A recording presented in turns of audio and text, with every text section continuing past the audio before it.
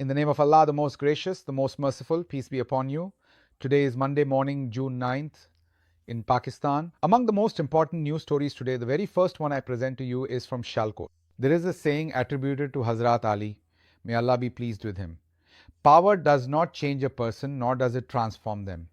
Rather, it unmasks them. In other words, it removes the veil from their face. Something similar happened inside Sialkot's city housing society, where some families had gone to watch a movie. There were some boys with these families as well. While they were there, Nausheen Iftikhar arrived to watch the film at the cinema inside Sialkot's city housing society, accompanied by her guards. Her guards pushed one of the young men. When the young man was pushed, he was standing in line with his family, waiting for their turn perhaps to buy tickets or maybe to go inside. So when he was pushed, the young man responded by asking, "Why are you pushing me?" The person replied, "Move aside. MNA Sahiba is coming from behind." That was Nausheen Iftikhar Sahiba, who is an MNA from Daska representing Pakistan Muslim League Nawaz. Her respected father had passed away, after which she contested the election and became an MNA. She is often seen wearing a veil. Today, our sister's veil has been lifted, though I don't mean literally unveiled in the real sense. I mean, our sister does wear a veil, but today the veil of her power has been lifted. We'll show you in the video as well. As soon as the young man said, "If she's an MNA, that's fine, but we're also here to watch the movie, so why are you pushing us?" What happened next? You can think of it as if I personally spoke to the people who were present there and experienced the whole incident. It's as if I had a conversation with them. So after that, the guard did what he had to do, but Miss Nausheen Iftikhar completely lost her composure. The mask came off and she suddenly attacked those young men. The other woman who was with her was calling out from behind, telling Nausheen to stop, not to do it. But Miss Nausheen just kept going, continuing on just like that. Just like the way Pakistani jet agencies have gone after Indian Rafales, with that same swiftness, Ms. Nausheen Iftikhar went after those poor, unarmed young men who had simply come with their families to watch a movie. Earlier, Ms. Nausheen's driver had been pushing them around, and then when one of them merely said, "We've also come here to watch a movie and bought tickets with our own money," she responded, "Who is this person who doesn't know how to speak properly?" Let him do it at his own pace. Come on, move along.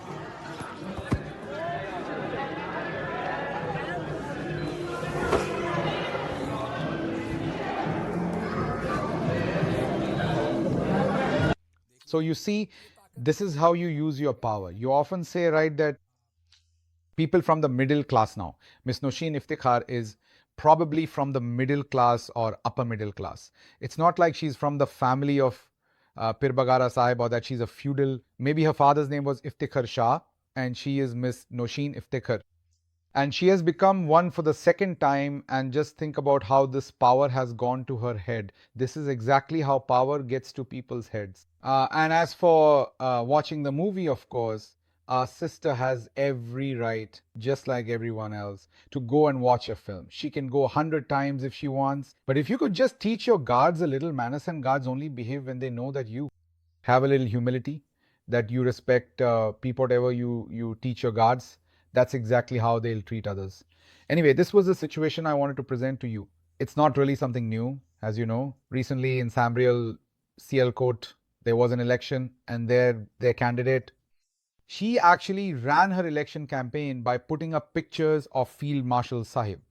So when Field Marshal Sahib is in the background like this, then Nausheen Iftikhar Sahiba must also consider herself a brigadier. If the MPA is a colonel or a major, then by that logic, she would be a brigadier. So if someone stopped the Brigadier Sahiba there, then those kids were bound to get pushed around. Next news. Let's move on to the next news. IG Punjab. Dr. Usman Anwar has visited Zilishah's house. This is the very same IG Punjab whose police, under his leadership, had abducted Zilishah. Zilishah was a child with special abilities, and his private parts, the area between his legs, had been crushed. This is what his post-mortem report says, not me. The post-mortem report from Services Hospital, every doctor who read it was shaken. All the doctors I spoke to at that time were horrified. They said they had never seen this kind of torture before. We have never seen any medical report like this, at least not us. His private parts had been crushed, there were signs of torture all over his body, and all his bones had been broken. And he was a special child. He was killed by the Punjab police, obviously. Usman Anwar and the entire Lahore police force at that time were involved. Now, whether it's Usman Anwar's guilt or something else, he keeps going back again and again to Zille Shah's house. Maybe he can't sleep at night. So I don't know if they feel any regret in their dreams, but they reach Zaleh Shah's house again and again. A video of Zaleh Shah's mother and father has come out in the past in which they have directly told that they were pressured into making statements that they should not take any action. I remember that Zaleh Shah's FIR was not even allowed to be filed, and even before the FIR, the statements that were made by his family were for their own good, were taken under pressure. Now they are going there, whether you call it their inner guilt or something else, you can analyze it better than I can. But what is certain is that in the murder of poor Zille Shah, in his martyrdom, the way he was martyred, obviously Usman Anwar also has blood on his hands. Now the killer is going to the victim's house to meet his heirs, obviously. Those poor people, if the IG Punjab comes, what can they do? If they don't receive him properly, then one of them might end up meeting the same fate as Zille Shah. The next news is related to this. Let us show you a video footage, or rather, let you listen to an audio. When Zil Shah was martyred, he was a dedicated worker of Pakistan Tehreek-e-Insaf. He used to live outside Khan Sahib's residence, Zaman Park. He always motivated people there and he would dance to the party's anthems and songs. As I mentioned before, he was a special child. So after he was martyred, this is the audio that was leaked in which Maryam Nawaz is consulting with Mr. Parvaiz Rashid about how they should use Zil Shah's martyrdom for their own benefit, what narrative should be built so that it doesn't go against them, and how they can turn it to their advantage. Please listen to this. In response to this, we should say that it seems he died in some accident, and also mention that the PTI people had brought him there for their own personal interests and then ran away, leaving him behind. No, that's not the angle. Angle is that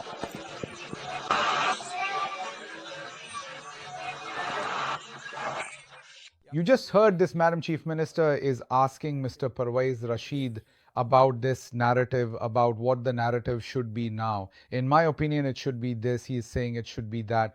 Now, understand that Usman Anwar is still proceeding in this context. This is the game of narrative. They want to take control of this narrative. Moving forward, today we witness yet another scene. The situation has become extremely dire. Previously, only one or two officers would show up. I mean, we had made a request, remember, to the DG ISPR, and at that time he accepted our request. I don't know whether he accepted it or someone else did. I can't say for sure. Remember, we had said that since this is an Air Force war, an Air Force officer should also be brought in and seated. So Air Vice Marshal Aurangzeb Ahmed was brought in, and then the public gave him a very warm reception, as they should have, because the Air Force was the one fighting this war. But it was the Air Force that actually fought the war, and after that we ourselves started acting like field marshals. Now, what happened to the praise for the Air Force? Now we've completely sidelined the Air Force. Now the whole platoon has come and sat on television. The platoon is our own, we have no issue with them. The poor guys in the platoon are not at fault. They are our own brothers. They were just assigned to this duty. So they came and sat there. But just look at the situation with our Chaudhry Sahib, that they have sent the entire platoon to these TV programs. This particular TV program is a Geo TV show, a comedy show, and in it they have seated some Navy personnel in full uniform as well, but the rest are all army soldiers and officers. Among them, one officer is even saying, "Aren't you scared by my face?" So Tabesh, who is the anchor of the program, says, "No, you are our own soldier, how could I be afraid of you?" So he says, "I don't think so." The officer replies, "No, look at how frightening my face is, you should be scared of me. If you're afraid of me, then the enemy will also be afraid of me." Just listen to this. He says he should get scared seeing this. "You shouldn't be scared of me. I'm not your enemy. No, don't be scared. No. I'm not your enemy at all. No, tell the truth. I'm like this. I'll make the enemy run away." If even you, being one of our own, get a little intimidated, then just imagine what will happen to those who are enemies of my country and my nation. This was very impressive. You've heard this conversation. Now just think about it. when this is the training, when we are shaping this mindset in our officers, especially Tabish, because people with a sense of humor are very intelligent, even more so than ordinary people. Those who have a sense of humor or the capacity for humor, in my view, are much more intelligent than average people. When it comes to giving spontaneous responses, no one can match them. And Tabish, mashallah,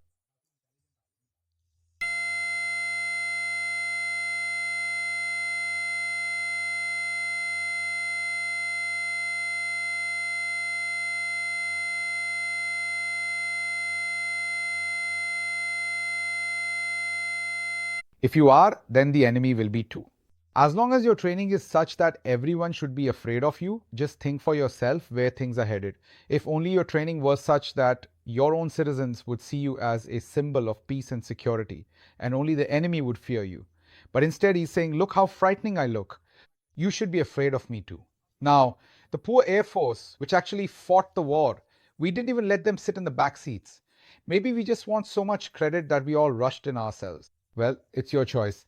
Anyway, I remember in 2019 when the pilots do, you remember that incident with Abhinandan? Two planes were shot down, the Abhinandan incident happened.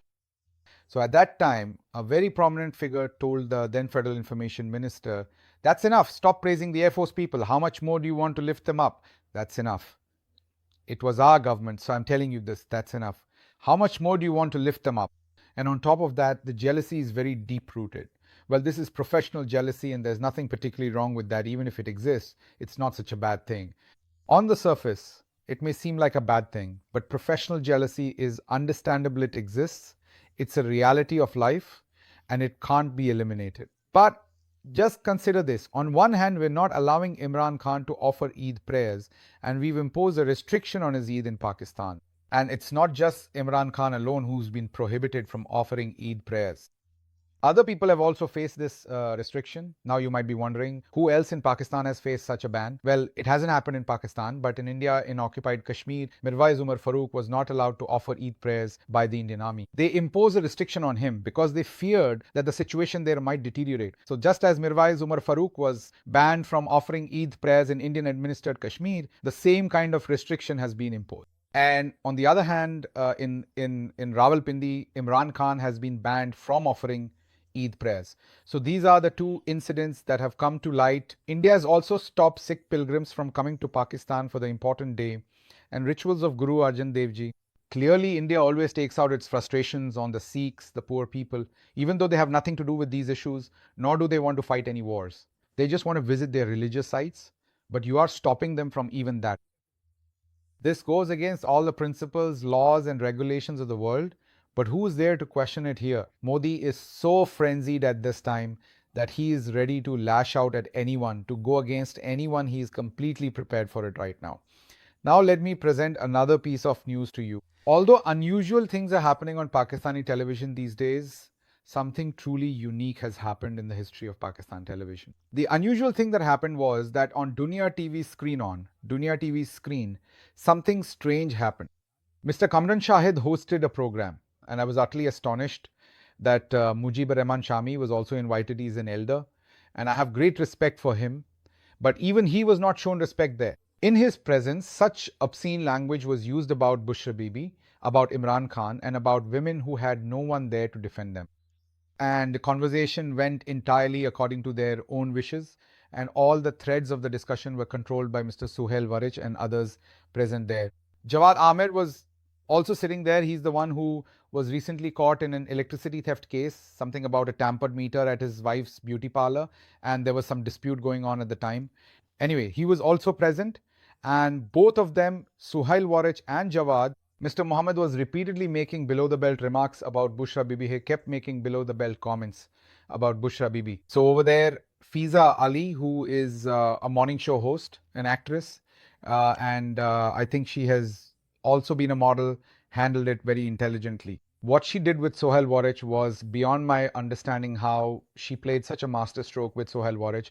And what amazes me in all this is that even Mujibur Rahman Shami, who is a very seasoned journalist and also an elder, couldn't control his laughter. Obviously, right in front of him, Warich Sahib was, as they say in Punjabi, completely floored.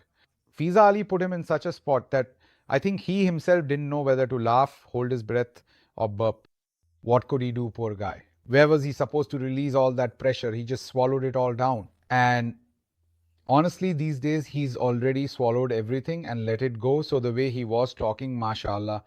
Anyway, let me play for you what he actually said. Listen for yourself and be amazed at what happened. Here, listen to this. Barai Sahib, first of all, that's fine, but telling the truth is my task, it's necessary. Imagine if you were a sweeper in the restroom of some restaurant or in a foreign country. God forbid, brother, God forbid. How could you say such a thing? On what basis? Yes, that's the question. All right, does this happen? Why does it happen? Because all the women have definitely been to their restrooms. You see, we've only been shown that they've gone into the restroom, come back after washing up, maybe even use some medicine. How would we know? They don't show us those things. Did you hear what he said? He said that if you were in any other country in the world, you would be inside a restaurant. But that's not all that Fuzaili said. He went further. He said, the real issue is that there's a reason for this. I told you this because when you do interviews like the one with Geo, you go into the bathrooms of actors, actresses, and models. Have you seen that Sohail Varech not only goes into their bedrooms, but he even goes into their bathrooms? Let me show you a clip. This is a transgender person he's talking to. And he keeps asking them what attracts them to men. Just listen to this. Even as I try to explain it, I feel a bit uneasy. What he said felt a bit inappropriate, but since Mr. Sohail has a rather thick skin when it comes to these things, he doesn't really think much about it. Miss Fiza just said that he goes into your bathrooms. So maybe he goes there to clean the bathroom. So you could say he's just cleaning the bathroom based on what you've shown us. But what was he actually doing with that transgender person? Just listen to this. What do you like in a man's appearance? Do you prefer mustaches, fair skin, tall height? What kind of men do you find attractive? Beautiful ones? I feel shy. No, tell us. I mean, it's not really my thing, it's not my line. No, I just appreciate beauty. For example, I like fair skin. Not necessarily smart, but fair skinned, smart, young, and good look. That's appealing. So, do you suppress your feelings? Yes, I do suppress them. Obviously, I'm human. I have feelings inside me. There's a battle going on inside, a real battle. And as you might have noticed, even upstairs where you're sitting, I've installed cameras in my room as well. Why have I done that? To keep an eye on myself, to monitor myself. A person's solitude should be pure. If a person's solitude is pure, then no one can defeat them.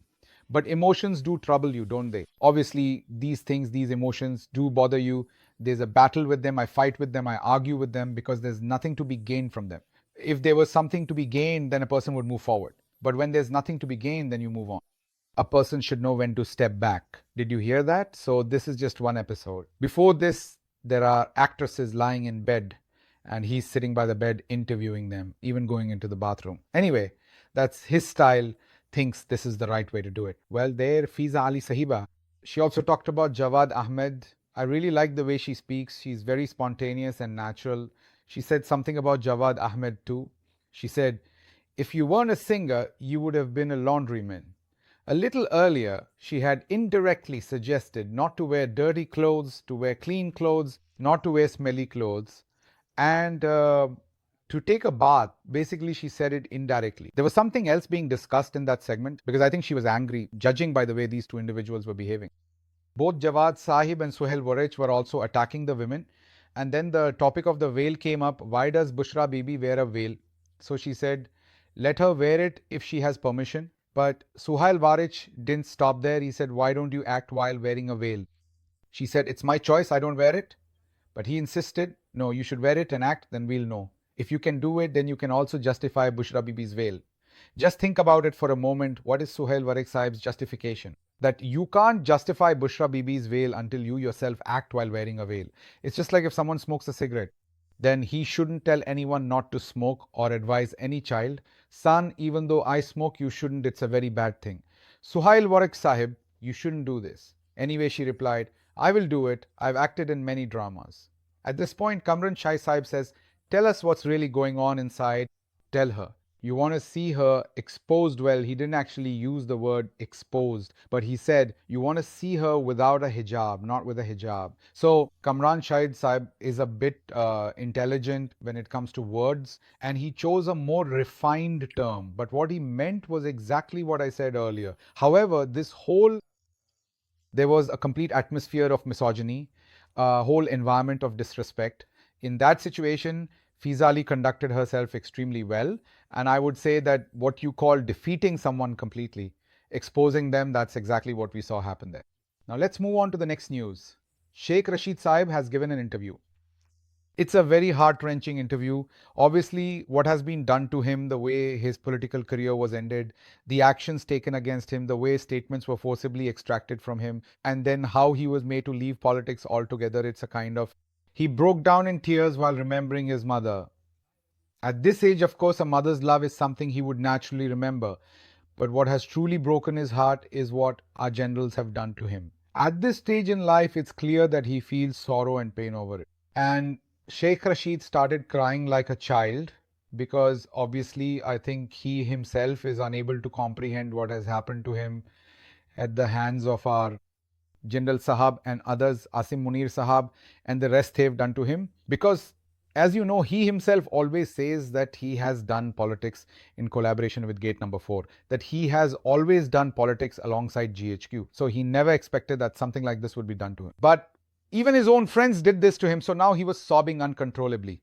Just think about it for a moment. This is the fate of a politician. I mean, the fate of such a senior politician who has won so many elections, and at this age, he's sobbing on national television. So just consider the psychological and emotional impact this has on people, the way their entire world has been turned upside down. You can imagine the impact of that yourself. Allow me to take my leave now. May Allah be your protector and helper. Long life Pakistan.